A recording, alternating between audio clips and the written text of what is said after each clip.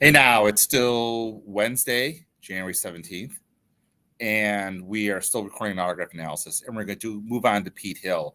And Pete Hill, a good chance you may never heard of him, unless you're like a deep, deep autograph or Baseball Hall of Fame enthusiast like I am. Never heard of Pete Hill, although you probably should have.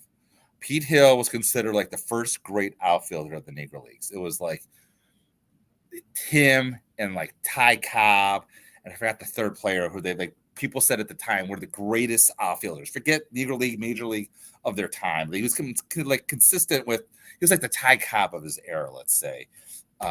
He was voted the fourth best outfielder of all time in the Negro Leagues way back when, and he got lost to history. Died in 1951 in Buffalo, lost to history. Matter of fact, he was buried in an unmarked grave, and they recently had a new grave put up with him, which is great by the Sabre Negro League projects. But dying in 1951 in the Negro League and lost to its existence, you can imagine how many autographs exist of him. And that is actually two, not zero, two. So I was able to find both of them, and I want to show them to you right now. Obviously, I do not have Pete Hill in my collection because there's never been a public sale of his autograph. So hold on one second here.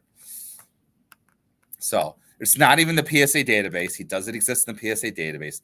The first one we're going to look at right here. Hold on, let me go back. Oh, that's Whitey Herzog. That's not Pete Hill. That's not Pete Hill. Hold on. Sorry to keep you waiting. We can just dig this up right here.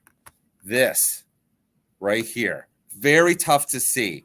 This is a World War I registration card for Pete Hill, John Preston Hill right here. And this is, there's a better version of this if you want to see it in Ron K's book, but this is the autograph listed in there.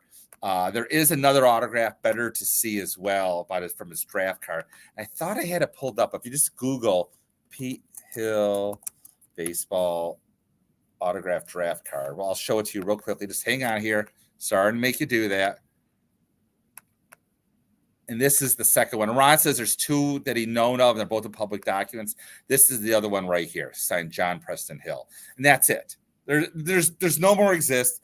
My guess is another one will never be found in existence. So this is one of those where if your goal is to have every Baseball Hall of Famer autographs, this is one of those you just have to say, I will never own. He's just lost to history. So too bad. So it's a short video. Sorry, it can't be longer, but there isn't much more to say. There is much more to say, though, on our next person we're going to be looking at, and that is recent Hall of Famer, Gil Hodges. But until then, hit the like button, hit Jake up for the YouTube Hall of Fame, and keep collecting.